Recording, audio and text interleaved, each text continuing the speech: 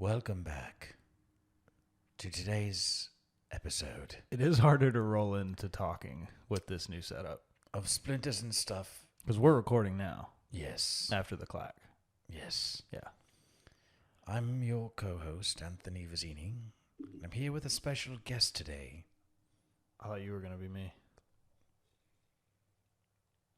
With the special guest, me. I can't do the accent, though. No. Okay. Well, we're back. It's another episode of Splinters and Stuff podcast. I don't think I have the energy to change roles. No, you don't want to switch today? You just want to be you? I mean, if you want to, I would much rather answer questions than ask them, so. Okay. That's fine. You be you. Yeah. All right. All the research gone to waste. Yeah.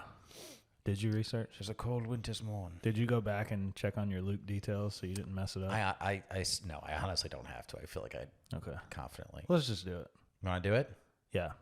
All right, folks. So we're back with another episode of Maker Hangs. Today with us, we've got Luke Johnson. Cheers. Luke's from Tennessee, lives in Alabama now, Yep. lives in Huntsville. Yep. Former engineer turned woodworker like the rest of us. The rest of us, yeah. So I'm just going to hand it over to you now and just kind of let you give us your backstory a little bit. You don't Sure. have to go all the way back to when you were a kid or anything like that.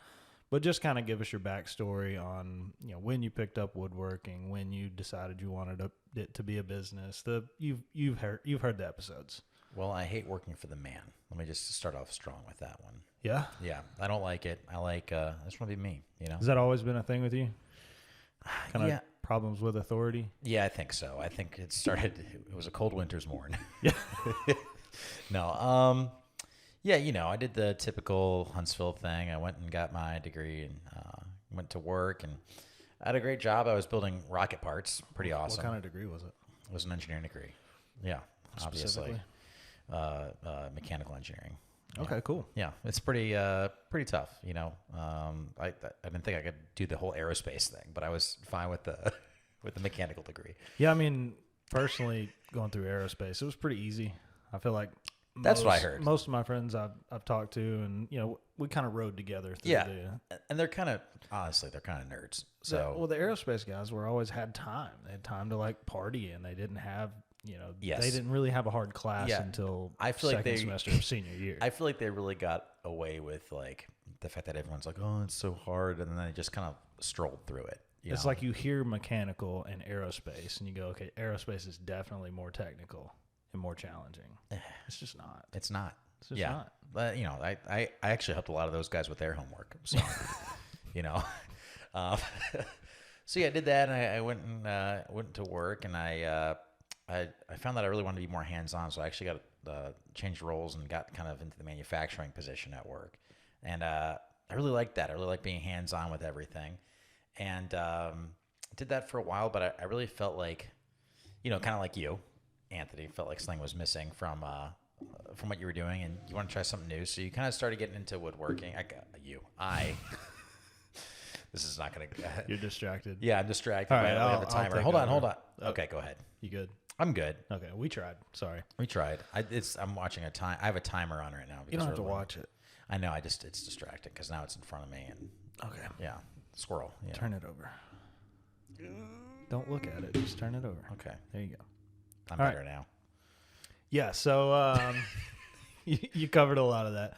I did come to Huntsville to go to UAH engineering school. Got my mechanical engineering degree. Started working as a design engineer. That's right. And immediately did not love that. That was just, most of your mechanical engineers who come out of school, your first job is a CAD monkey. That's right. You're either modeling purchase parts to put into the models, you're modeling something that they give you a drawing of, you're just a lot of CAD work. So immediately hated that. I was looking at lots of parts and lots of cool components of cool systems and understanding that I'm never actually going to lay eyes on these things. Right. So that was kind of a bummer working at a company that's got a full manufacturing shop. It's a big facility. It's a very capable manufacturing facility. So I started asking around and figuring out how I could get out in the shop as a manufacturing engineer. Because we worked with some of the MEs as design engineers. Of course, you have to.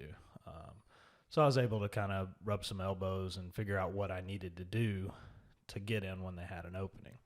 So eventually they did, and I got over into that side and really liked that a lot more. Like you said, it was a lot more hands-on. I got to actually, see the parts that I was working with, and also get actually some hands-on turning wrenches and stuff like that. I got to be the assembly lead, so that gave me the ability to kind of get in when I wanted to. Yeah. I did take that a little too far sometimes. Well, let me cut in real quick and ask you, when you made that switch, was that kind of surprising to your superiors? Were they like, oh, a CAD monkey wants to get his hands dirty? Or I don't think so. No, not at all. The biggest thing was the guys in the shop being like, okay, we're happy to bring you on. After I had done some kind of loose interviewing with who I was going to be working with and stuff like that, they said, but this is not like what you're used to. Mm-hmm. He said, we don't come in at 9:00 and leave at 4:00. We don't take hour lunch breaks. Right. We work Saturdays. Sometimes we work Sundays. This is just what we do out here. Yeah. It's a different pace, different hours. Yeah. A lot more hours. Because they assume that most people over there are going to get into the shop environment and just be overwhelmed. Sure. With just all the work. Not that it's harder or more technical. It's certainly not. It's just a lot faster pace. There's a lot more on the line. It's not a matter of getting a deliverable across the street to the shop. Right. The shop is kind of the end of the supply chain, so they're the ones that are truly faced with the deadlines. The shop can say, well, I need the drawings if I'm going to complete the parts by the deadline. That's not as hard of a deadline as the guy saying, I need the parts. Right. But that wasn't anything new to me. I've always kind of, I've worked growing up. That's one thing that I did get growing up was a work ethic. Grew up on a farm, always had to have a job, that kind of thing. So it wasn't really anything new to me, and I was ready for it because I was bored as shit. Yeah. As a design engineer, honestly. Yeah. So it sounded exciting. I wasn't crazy about working weekends, but it was kind of part of it, and it was just kind of the tribal mentality. So when everybody's into it, it's not like you got to go sit in your office on Saturday by yourself and bang out some work. Yeah, it's a real team. There's some of that, but you can always count on, 30% of the labor force to be there on Saturday at least. And the boss was always there on Saturday. Boss was always there on Sunday. So it wasn't a big deal. But after a little while in that, kind of the new wore off, started to really figure out what I was doing, started to look at the upward mobility, where I was going to go, what position would I take after this? And there wasn't really any. You'd be like, I guess if I move up, I'll still be here on Saturdays and Sundays. Yeah. And it wasn't so much to escape from that. It was just like, okay, this is cool, but this is a stepping stone. I don't want to be doing what I'm going to be doing 30 years from now. Right. Even if I climb the chain, eventually I would have my boss's position. Yeah. Where I'm overseeing MEs. I don't want to do that. Mm-hmm. If I wanted to climb up the chain further, I could, potentially be a manufacturing director. Yeah. At the shop. I don't want to do that. Yeah, you'd almost have to move back over to the other side with your or just or go into program management on the manufacturing side. Yeah. Pretty much all projects have a program manager on your design side and a program manager on your manufacturing side, at least the way we were set up. So looking at those positions, I was like, I don't want to do any of those. I like my job now. I do. It's a cool job. It's fun. Don't want to do it forever, but I don't really like any of my options after this. Yeah. So let's start thinking. And still had plenty of computer time in the shop, so still was getting that YouTube time in. Yep. We all do it. Don't give me any funny looks. Got into woodworking, just nothing crazy. Grandpa didn't do it. Dad didn't do it. I didn't have a mentor. I just started watching the Samurai Carpenter on YouTube. Shout out Samurai Carpenter. Because we've talked to several people who were like, his videos got me interested in woodworking. Yeah, he was kind of... And I know you watched a lot of his stuff earlier. There weren't too many people making those kinds of videos, that kind of maker and really that high-level craftsmanship videos at that, like, when was this? Like 4 or 5 years ago?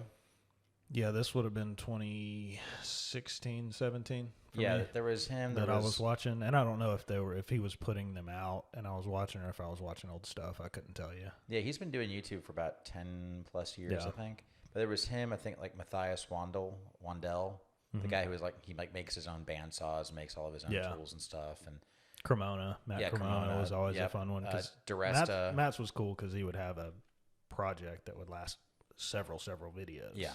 So you're watching him build that bandsaw mill, you know? Yeah. Yeah, Samurai Carpenter was a nice, satisfying, like 20-minute watch of like a project start to finish, good time lapses, good. And you got large scale like construction projects, and you also got like, you know, I'm going to make a sink out of this big rock.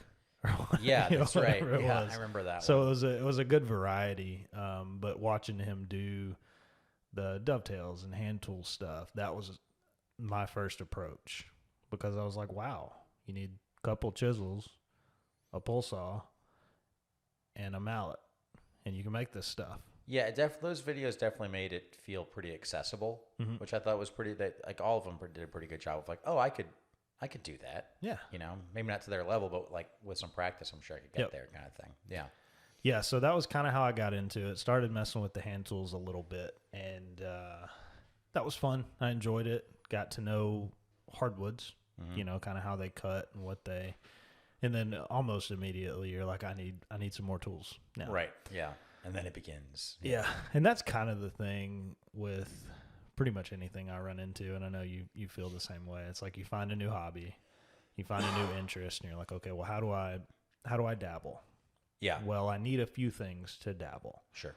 Then you dabble. If you like it, you go, okay, I need some more things. I want to dabble some more. Right. This is doing it for me.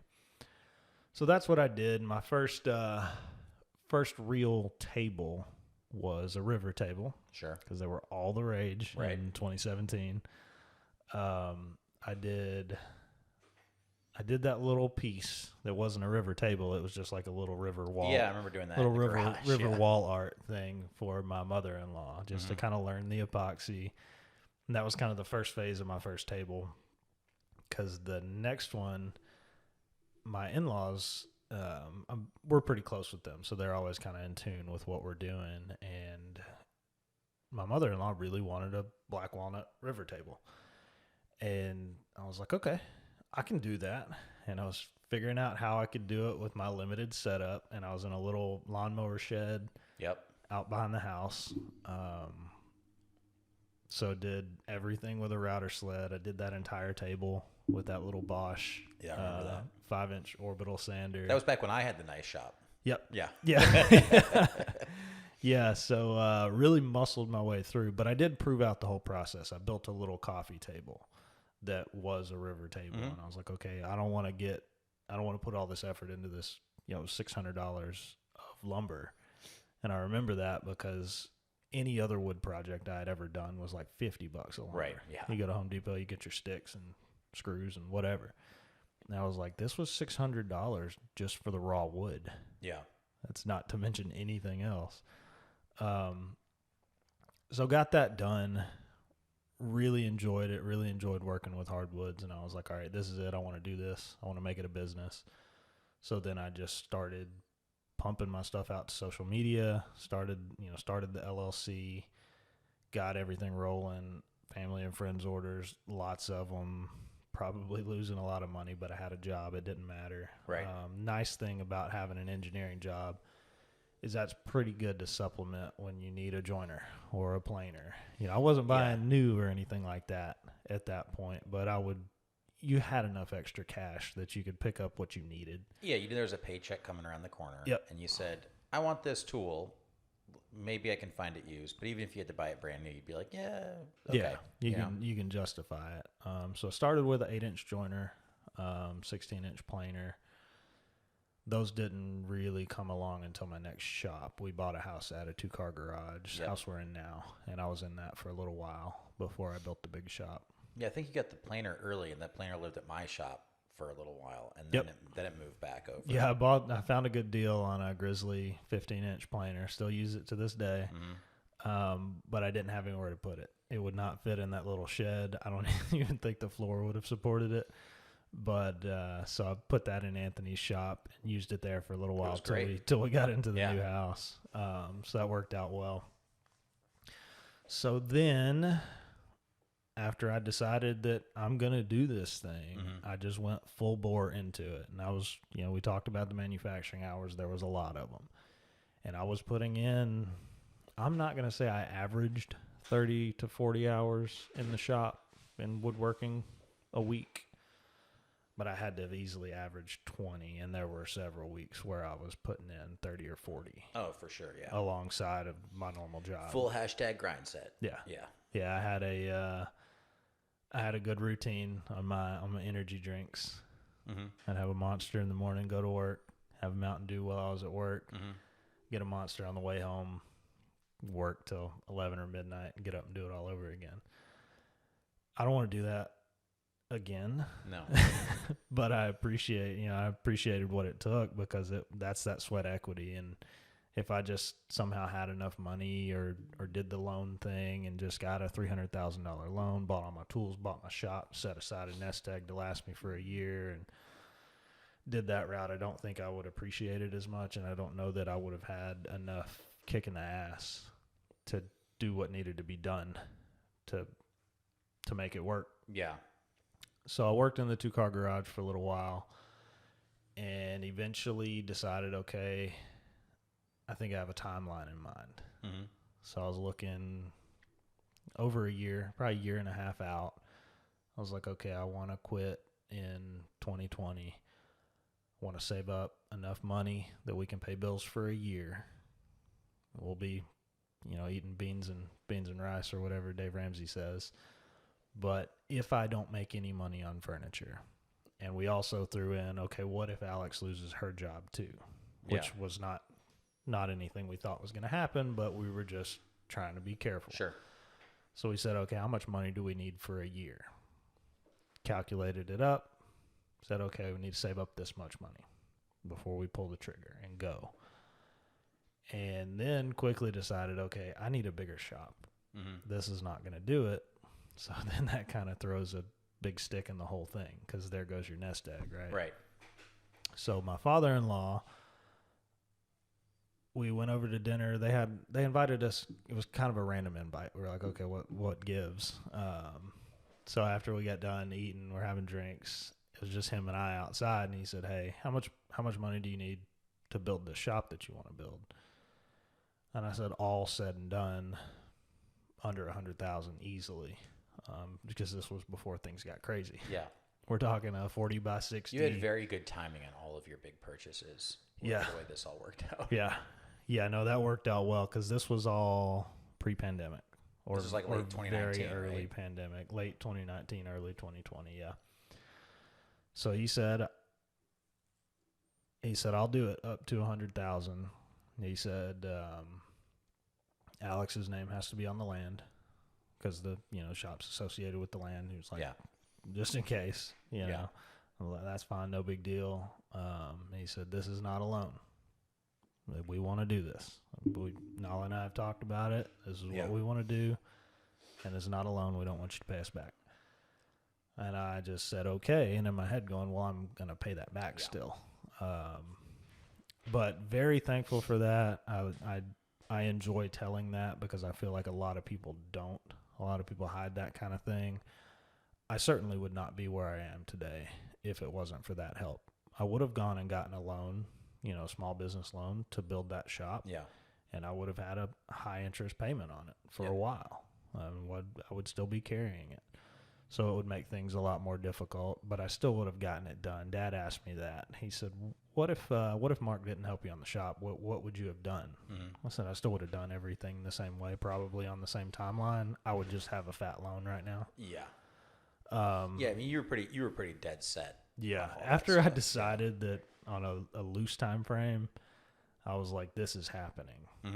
Because once I got into that mindset, every day I went to work, and I'm, again, looking at those positions above me, I still did enjoy my work. I enjoyed it all the way through. A lot of days I didn't want to go in, but I did enjoy it. And I would look at those people and go, God, I just can't do that. Yeah. I can't be walking around an office when I'm 45, 50 years old with a boss telling me what to do, with a bunch of other people. It seemed inconceivable that I would be able to do that. Yeah. So I was dead set. Set my date, July 10th of 2020 was the day I quit. I gave a 6-week notice. It timed up really well with the project I was working on. So I was kind of the lead assembly, the manufacturing engineer. Each project kind of got their own ME. So I was that for this project. Big project was a section of the SLS rocket that flew and didn't break. Job well done. And separated. That's right. In the way it was designed to. When it gets up there and it separates, I put that separation system on there. That's pretty cool. Yeah. So I certainly wanted to see that through. So when I put my notice in, I said, hey, I'm looking at 6 weeks from today. That's July 10th. If I need to stay on for sake of the project, I'm happy to do that, and I will do that. I didn't want to put them in a position to have to bring in another ME for the last 3 weeks of the project or something. Turned out everything was pretty well buttoned up. It wasn't fully delivered, but like it was on the barge, bolted down, ready to go. So the timing worked out well. Bosses both said, we're proud as hell for you. My immediate boss said, man, you were just getting good. He was like, you just got your stride. You've been killing it. Yeah. So I hate to hear it, but I'm happy to hear it at the same time. Yeah. And the big boss said, he said, if anything doesn't work, he said, just call us. And he said, you're more than welcome back. It's always nice to hear. So then everybody's like, you talk about the risk of a situation like this. And I'm like, there really wasn't any for me. We had enough money set back that we could last a year if I didn't make any money, which I was certainly going to make some because I already had an order log. I was making orders, and I had several orders that weren't friends and family. Yeah. It was becoming real. So we had that, and then also I knew that door was wide open, and I could just go back to work to a job that I liked that paid me well. So I was like, I don't know about this risk thing. It's not like, this doesn't feel risky at all to me. Yeah. I'm not very risk averse anyways, but it's still there. It just seemed like there wasn't much risk there. So it was kind of a no brainer for me. I was like, this is what I really want to do. I've pretty well eliminated all the risk. So I'm just going to do it. And that's what I did. July 10th rolled around, and it was my last day. And been building stuff ever since. In the shop the next morning, and that was before I moved to the big shop, but the big shop was already being built. So shortly after going full-time, I was in the big shop. It's a 40 by 60, just metal building. Since then, we put in showroom, office, bathroom, and a little room that was going to be my finishing room, but now it's just my place to store shit. Overflow, yeah. Yeah.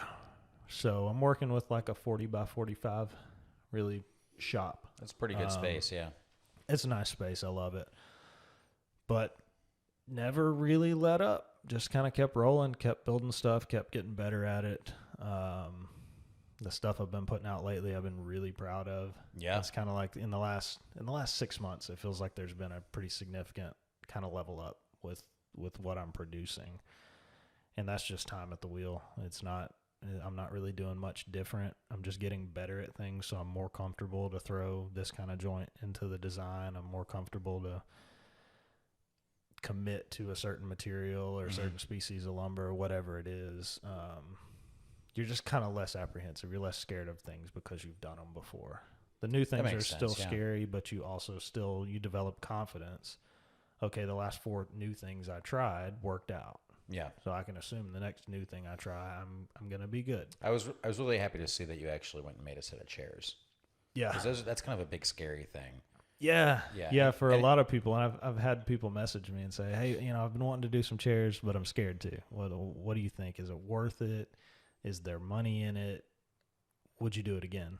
Basically. And that was kind of a big milestone. Yeah. Where, and to the point I was making, do you build chairs? Well, I haven't built any chairs, but I know what it takes to build a chair. Mm-hmm. And I know I can do all of the things that it takes to build a chair, so I can absolutely build you a chair. I can commit to this set of chairs very confidently, and I did. And they turned out great. and I've got another set to start probably week after next. Doing the same design or no? Similar. Yeah. Yeah, the curvy parts are the same, Nice. which Okay. makes it easier, and the legs are the same. They're a little bit. We just took out some of the like little accent cutouts and things like that.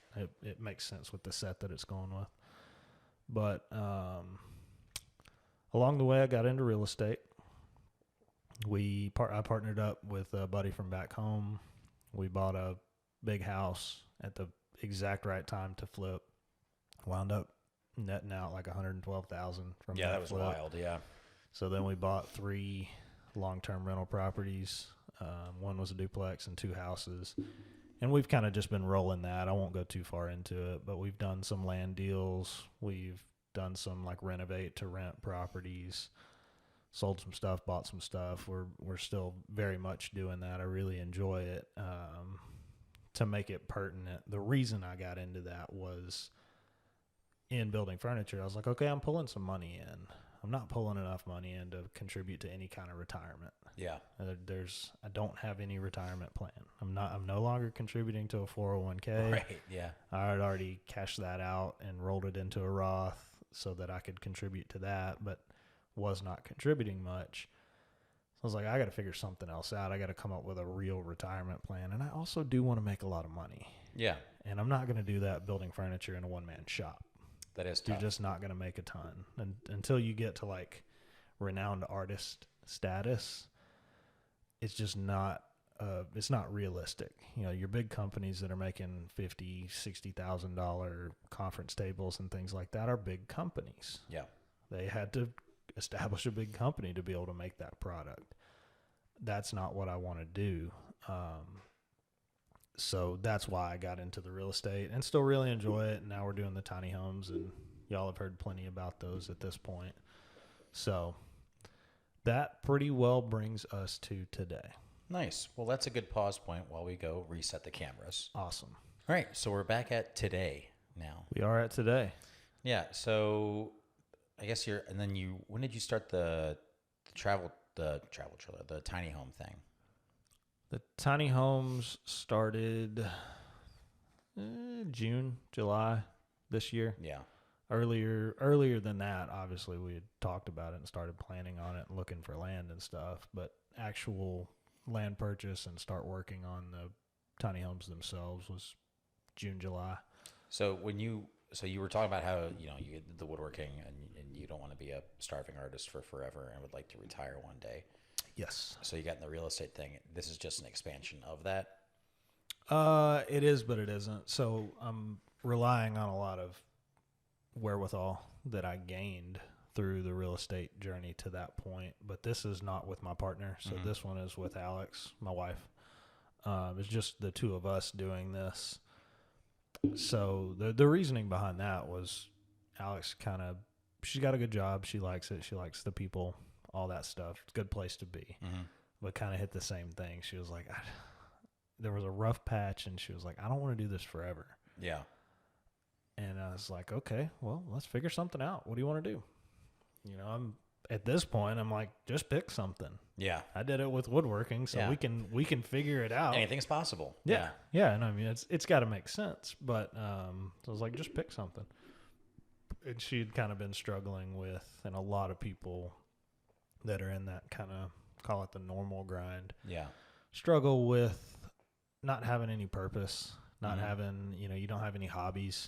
So it's like, what do I care about? Yeah. I go to work all the time, and then I hang out with my friends, and that's fun. But I'm not passionate about anything. Yeah. She was going through all that. And so I start racking my brain about, okay, what can we do together? That sounds fun. Came up with the tiny home idea. I don't really remember what the genesis of the idea was. I think we were just throwing stuff around, and I knew real estate. She obviously doesn't want to be a woodworker. Yeah.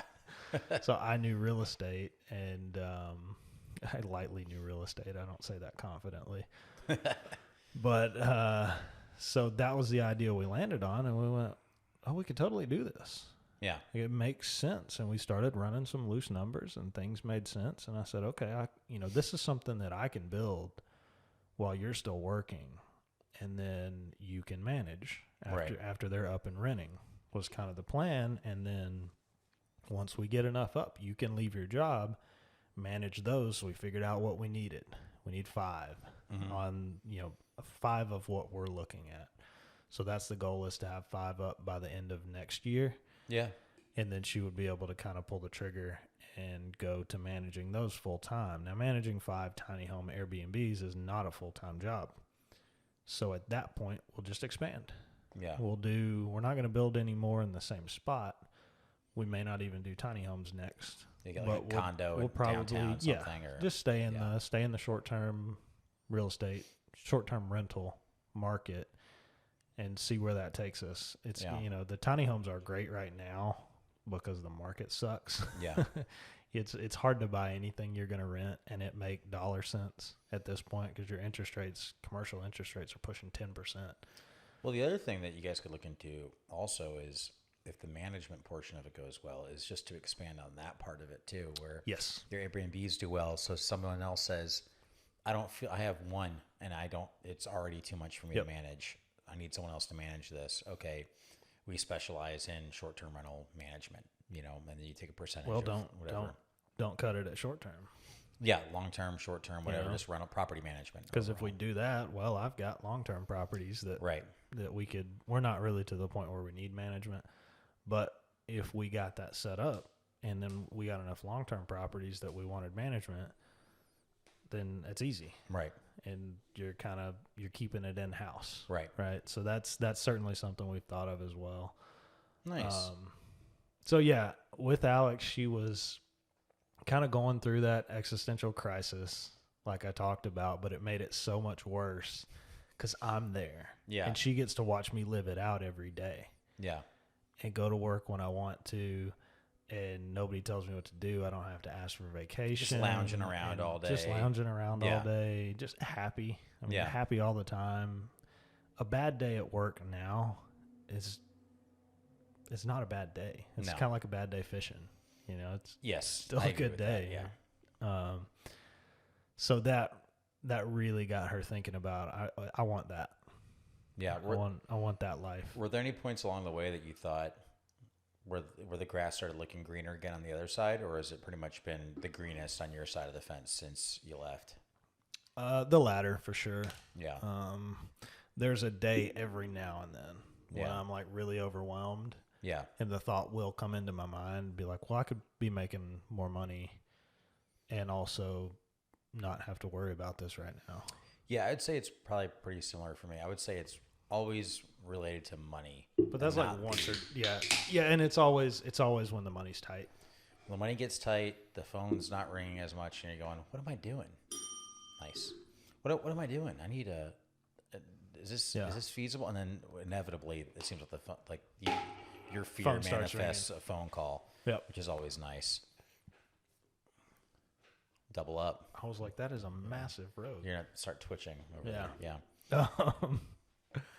So yeah, that's why we got into the tiny homes.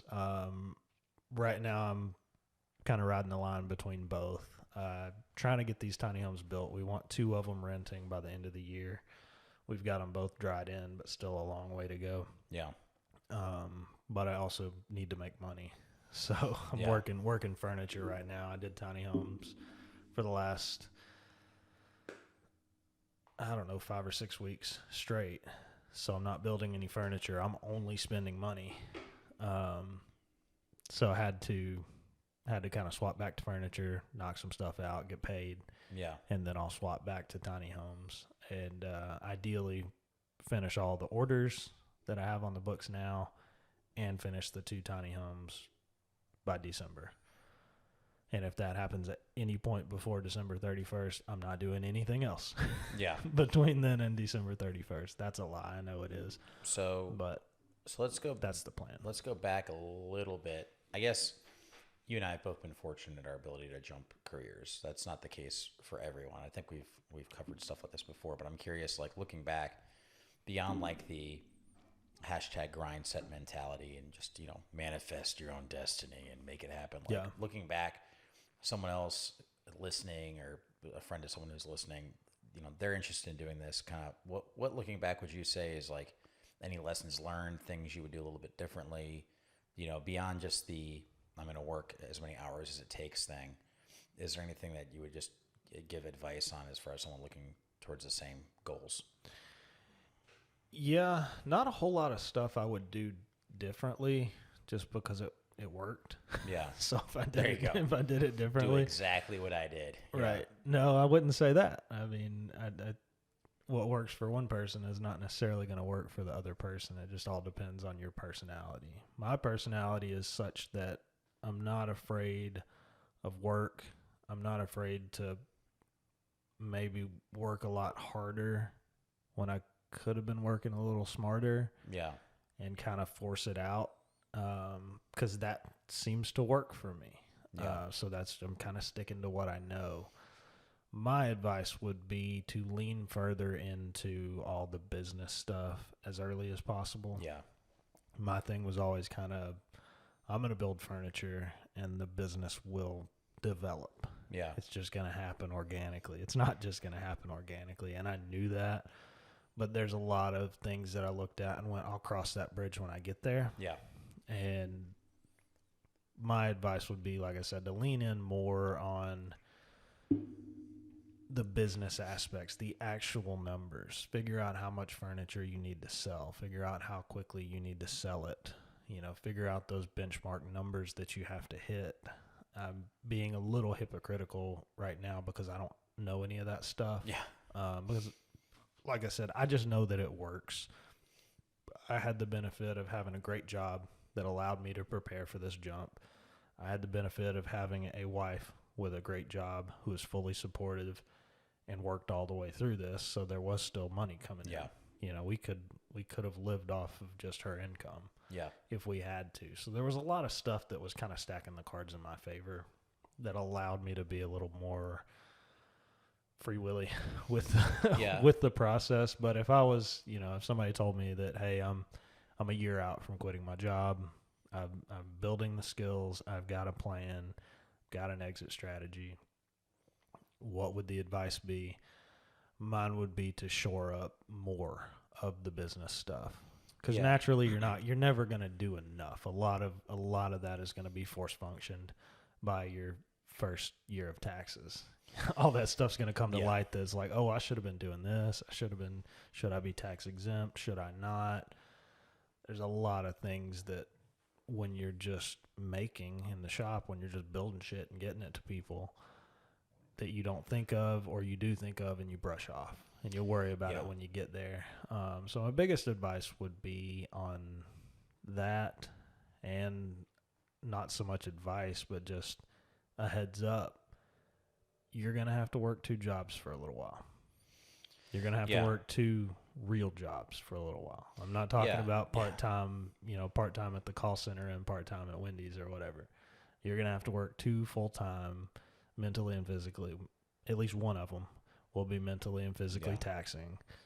If the other one, my manufacturing job, I'm on my feet most of the day. Mm-hmm. I'm running around. You have a lot of responsibility. So they were both physically and mentally taxing. I would say expect that and don't look for a way around it. Yeah, you kind of have to lean into that aspect of it, I feel. Yeah, and you can, and I mean, you can make it enjoyable. We've all helped a friend paint a house at, on Friday, and it wound up to the wee hours of the night. But you've got a goal. Mm-hmm. You've got somebody supporting you. You got somebody you're with. You can kind of lean in and enjoy it. Only for so long. Yeah. You've got this grand goal in your head, so you don't mind just working yourself to the bone because you do have this goal. Now, if 3 years go by and nothing's happened, maybe you might need to reevaluate. Yeah, one of the goals from the onset, I think, looking back, at least in my experience, one of the goals earlier on should have been, how quickly can I get away from having to work this much? Because it's the solopreneur aspect of it, where you're and trying to bootstrap it.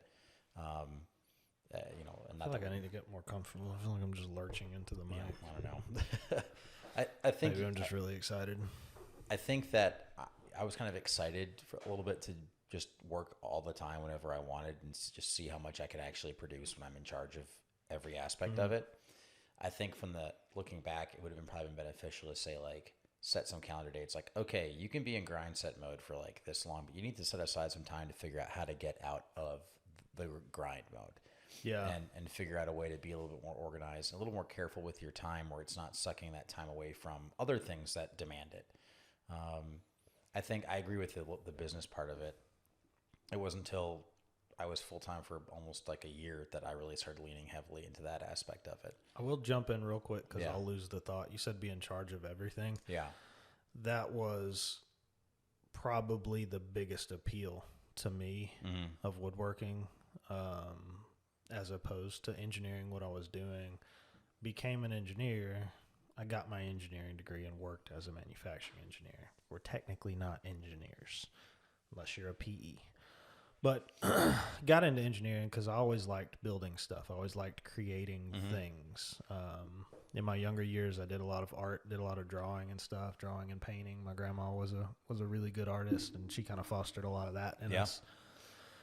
So I've always been a little bit more on the creative side. You know, we did stuff around the farm that we built out of wood, work benches and stuff like that, but never touched hardwood, never touched oak. It was just always Home Depot pine. Gotta get out there and touch oak. Sometimes you just have to go out there and touch some oak. That's right. Maybe some walnut. A little maple. Ooh. Cherry. Talk to me. That's right. So that what I love about woodworking and furniture building is that I'm in charge of the entire process. I've watched that guy all the way from the table, went all the way up your mic stand, all the way down to the microphone. We'll just do a long cut of me not seeing a stink bug walking on them. Boom. Yeah, that'll be good. But I get to be in charge of the whole process. In engineering, you're not ever in charge of the whole process. Yeah, you're a cog in the machine. As a design engineer, you're designing a part of a system. No engineer designs the whole system. At least not in the fields, the industry, the big industry. You're either designing it, you're telling somebody how to make it as a manufacturing engineer. You've got a purchasing department that buys all the shit for you, but you got to tell them what to buy. Then you've got the guys on the floor who are making the parts. Then you've got your technicians who are assembling them. You don't get to be in charge or even a part of the whole process. Yeah. But in woodworking, at least when you're a solopreneur, that's what you got. You got to be everything. You're quoting, you're purchasing, you're planning, you're building, you're finishing, you're delivering. You're in charge of everything. Well, yeah. What I love that about it. That was the big appeal because that was a big rub that I had in manufacturing. There would be problems that I would want fixed. And it's like, I know how to fix this. Let me fix it. Well, that's somebody else's jurisdiction. And I was like, well, I can get this done. Well, going back to what you were saying earlier about, be prepared to work 2 jobs. I would say once you go into business for yourself, be prepared to work like 10 jobs that are all part-time, full-time jobs. Because like you said, you look at a larger operation, they have people doing specific tasks who are cogs in a machine. That's how a business works. You have people who are talented for specific things, and you have them go do the things they're good at, and have as many people spread out to cover the work. When you're going the solo approach, I mean, it's you. You're a full-time salesperson. You're a full-time woodworker. You're a full-time accountant maybe at the beginning, and you're doing all these different things all the time. Ooh, that's another piece of advice. Go ahead and get a CPA. Yeah, I was going to say you're going to want to strong arm it because that's your nature, because you're entrepreneurial minded and you're starting a business, and you're going to want to do your own taxes, and don't do it. Yeah, I would say going into it, again, you've got a year out from when you're trying to jump ship. Go ahead and start talking to a CPA. They'll talk to you for free. Yeah, I would go for, there's 3 friends that I would recommend you make. One is an accountant for sure. One is like a small business attorney. They're just good to have in your pocket for questions.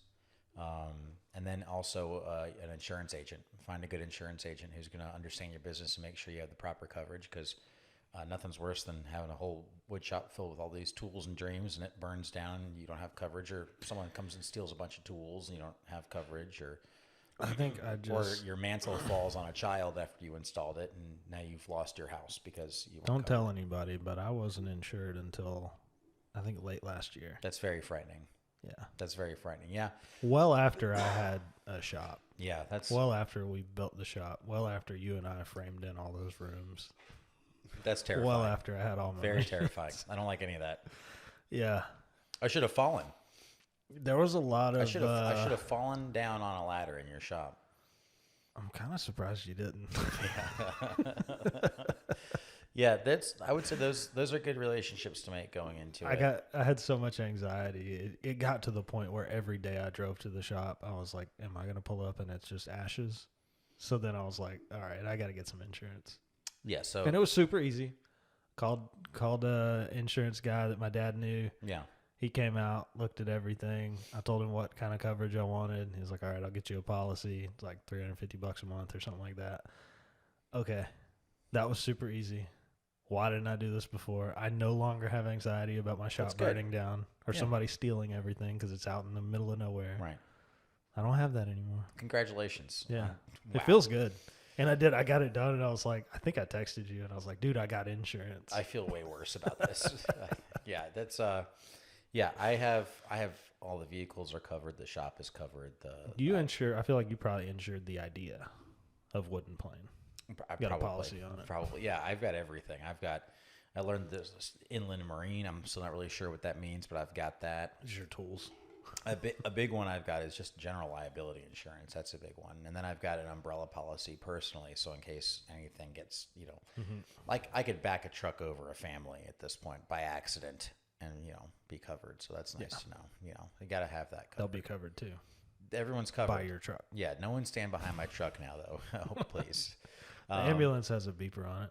It doesn't. I want to get one on there really bad. Oh, it doesn't have a reverse? It really needs one. Yeah, it needs that and a backup camera because I'm just like, I'm just praying in reverse. Dude, speaking of cameras, so it's harvest time. Mm-hmm. Dad was cutting the field. It's over close to the shop. And I went and I was running out for lunch or something and just stopped by. I saw they were loading up the 18-wheeler. So I stopped and climbed up in the combine with him. He's got like 4 screens in the combine. He just got an iPad that is window mounted with a software and all these sensors that give him an instant yield, how much you're cutting at the moment, like your fuel. That's cool. Miles per gallon.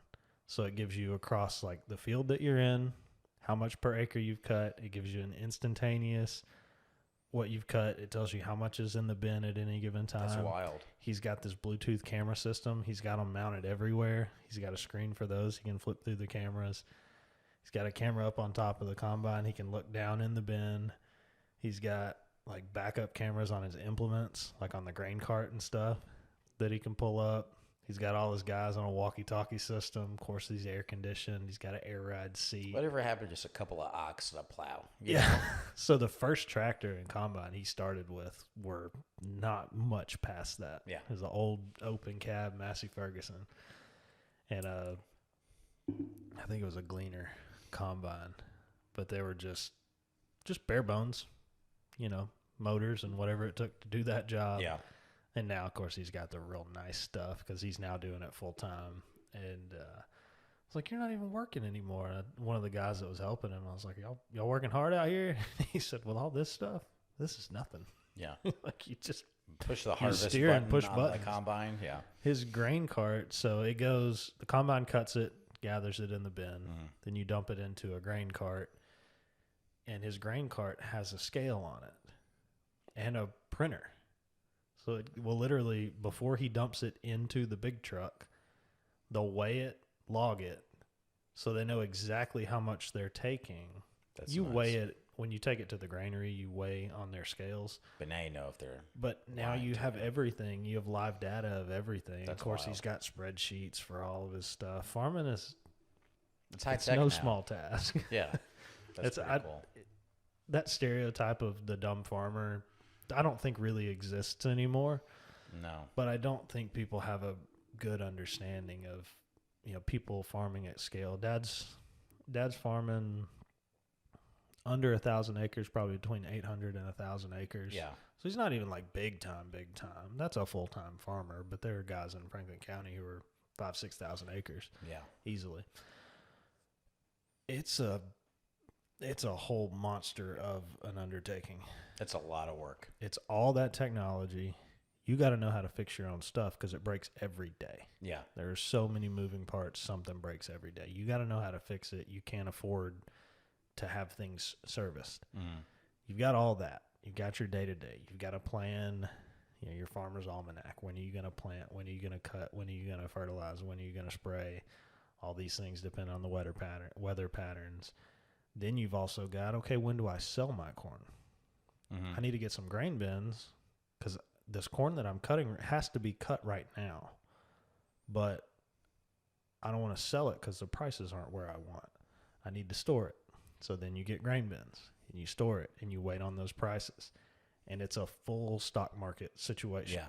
They short, they plan, they contract out futures. Mm-hmm. It's as complex as a stock market.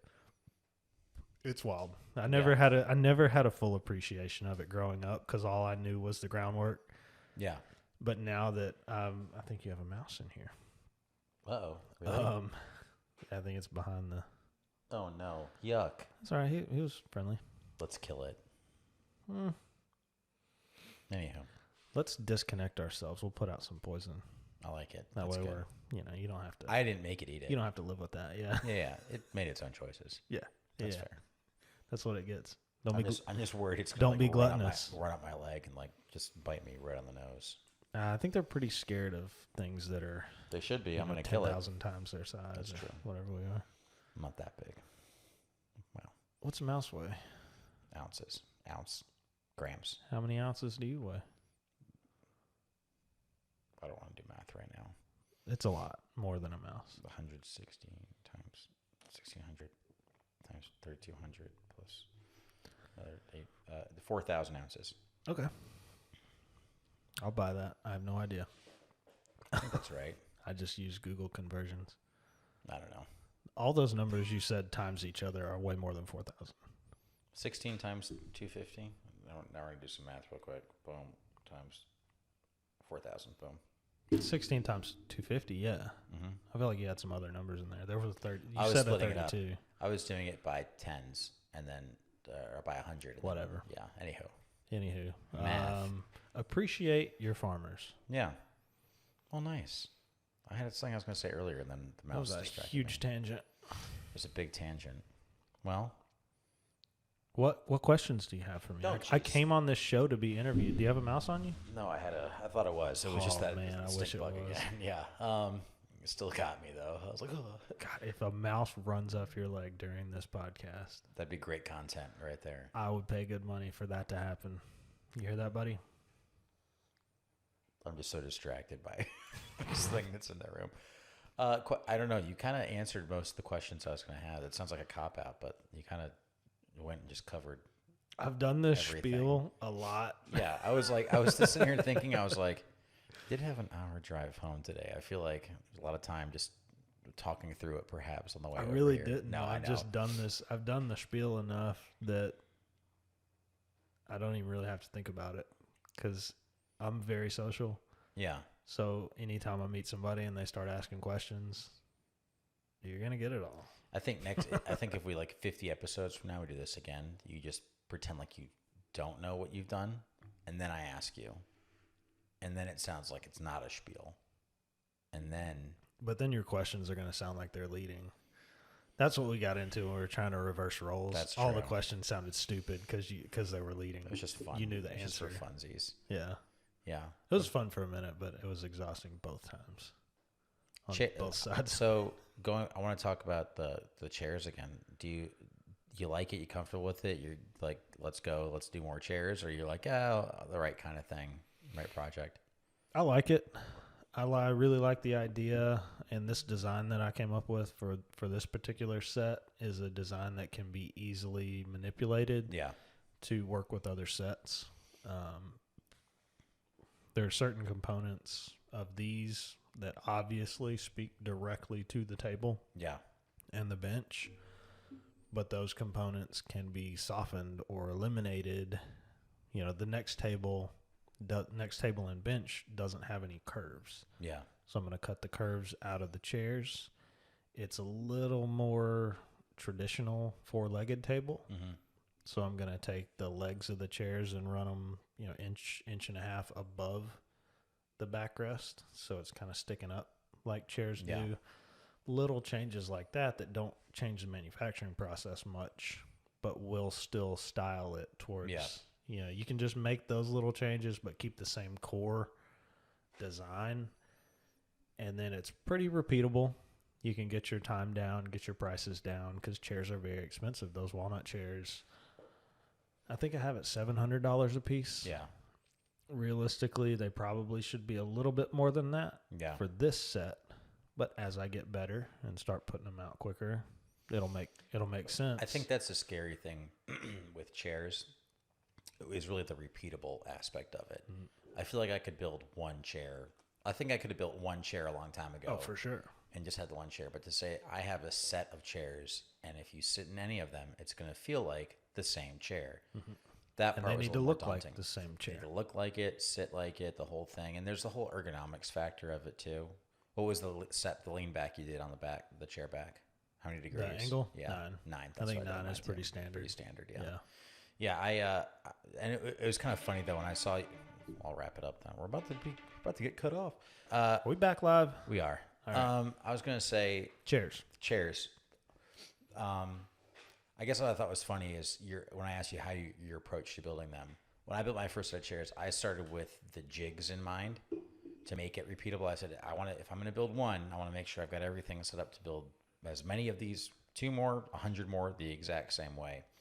And so it was funny because I was like, just the difference in how you and I approach a problem. Yeah. I'm starting with I almost don't care about the chair. The jigs and the machining is going to define somewhat the design of the chair. What's machinable, what's repeatable, that approach. And yours was, I threw it on a bandsaw and just kind of ripped this curve out of it and then fit it in. You had your board, your fits on the end and stuff, but like your shaping and everything. Like it's too big for a router. I was like, nothing on my design could have been too big for a router. That was part of the design, was that it has to be on a So jig. I did, when I was designing them, I was certainly thinking about how am I gonna make these parts and how am I gonna make them repeatable. So my back legs, that's the back leg of the chair, and the posts for the backrests, and the front legs, I've got templates. Yeah. So I templated those out. All my apron pieces are square. Yeah. So that's easy. I don't need templates for those. You're just cutting to length. The only unknown, there's a little curved bar at the bottom of the backrest. Yeah. And then a 4-inch wide, tall, whatever, curved backrest. That was the only thing that I didn't know how I was going to build, but I knew that I could figure that out. Yeah. So they're semi-repeatable, but they're not exactly the same. Yeah. So instead of doing like a bent lamination or something like that, basically what I did was I took thick stock that was flat, and the 2 ends where they mortise into the back legs are flat and square. Yeah. So basically looking at the top of my 1.5 by 4-inch by 15-inch, drew that curve on the back. I made a jig to draw the curve. Sure. And I have a template in the shop of that piece. So that is I stencil that with the template, and then I'm just on the bandsaw. Yeah. So it's not incredibly repeatable. Yeah. But you just take your time on the bandsaw and then sand it in. It looks like exactly the same part. And your components that go into like chair back legs, your tenons. Yeah. Your tenons are repeatable. They're the same size. Right.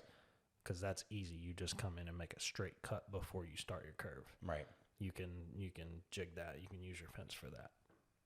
Yeah, I like that because I was seeing how quickly you move through your chairs. And I was like, this dude's already built 4 chairs in for 3 or 4 days.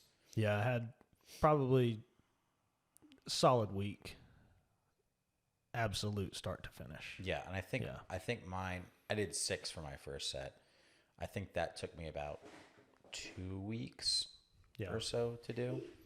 But I also didn't have upholstered seats. That's true. That part wasn't, but I'm not cutting as much material. It's just plywood and foam. Yeah, and I stuff. had a lot of sanding time because they wanted individual planks on their seats, which I think does look better. It looks good. It breaks it up really well. Yeah, there's a lot more sanding. A lot more sanding. Yeah, well, and instead of 4 screws to put the seat on, you've got 20. Yeah. I would say, like, if you're looking for a good woodworking project, I would say try a chair sooner than you think you're ready for a chair. Maybe not make a set, just make one. And I think you'll find that it's probably a lot more approachable than you might think. Making one isn't so bad. It'll teach you a lot about it. It's the ergonomic components of the chair that I think are scary. And once I started designing it, I'm looking at the store-bought chairs we have at our house. Well, they've got the back leg, backrest portion is angled out. It's flared, yeah. And the whole chair is wider at the front than the back. Okay, that creates a lot of problems because then you've got angled tenons coming into those. That gets complex. And I thought about that. I was like, why can't I just make those square? Make my front legs square. The whole structure of the chair is square. Square, yeah. Then I'll just make the seat wider at the front. Right.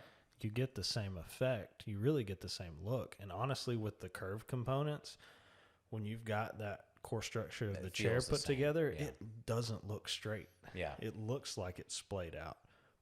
So think about that stuff when you're designing your chair. And yeah, like you said, there's not that much to it. I mean, each chair has, if I call the seat one part, 1, 2, 3, 4, 5, 6, 7, 8, 9, 13 parts. Yeah. That's not much more complex than most of the bases that I build. Yeah. I would say at the end of the day that there's a similar amount of joinery and shaping and things like that. But yeah, I think that'd be like a good, if I was doing more of that stuff or really focusing on the woodworking aspect of things right now, that'd probably be like one of those annual projects that I'd probably try to do is like, what's the nicest chair I could make right now? Yeah. You know? Definitely a good one to hone skills. Now, when you're looking at it from a business aspect, you've got to figure out, okay, what can I do?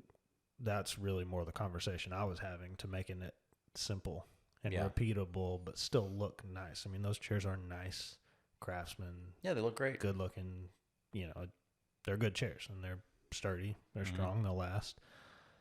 But to the note of just kind of a project every year to hone your skills, that's where I would lean in more on try those angles. Yeah. Try that stuff, play with it.